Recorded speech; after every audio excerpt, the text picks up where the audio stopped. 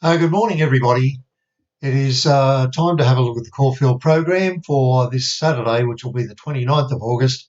And the Spring Carnival is well and truly underway. Now, the first race we're going to look at is Caulfield Race 9, which is the Group 1, and that's the Memsie Stakes. Okay.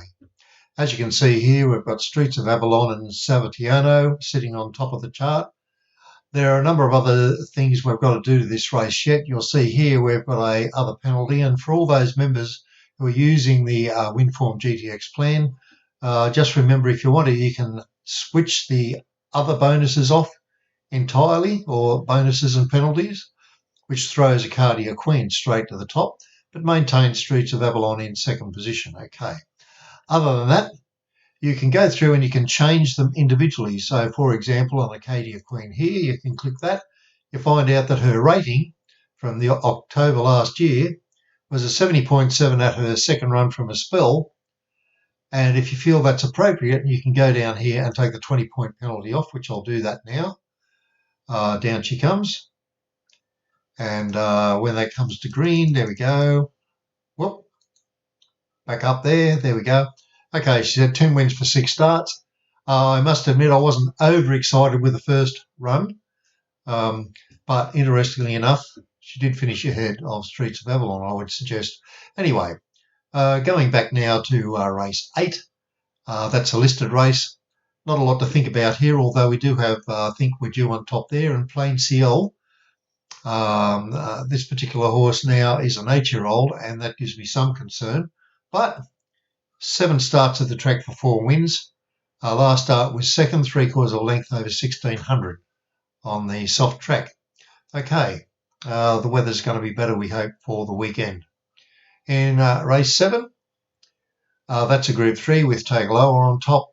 The thinking is that he will go well first up, even though he was 4th first up last time, but a more mature colt these days.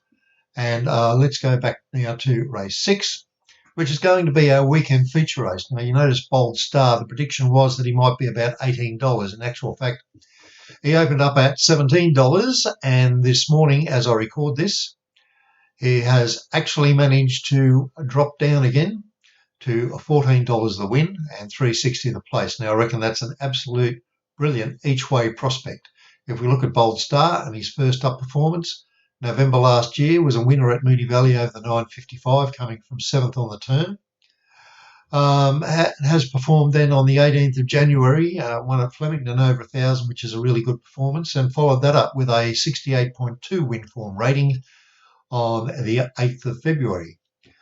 So, first up, give him a go. He has been a winner first up, and I'd like to see him go very well, and I'm certainly very, very confident he will run at least the place.